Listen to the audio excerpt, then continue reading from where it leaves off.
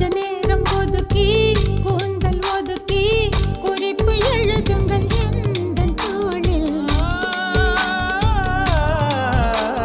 விழி ஒன்றை எடுத்து தேனில் நனைத்து கையப்பம் இடுவேன் உந்தன் மார்பில். உலகம் வாழ நிதி ஒதுக்கு என் உயிரும் வாழ மடி ஒதுக்கு. அரசன் வாழ விதி இருக்கு அதற்கு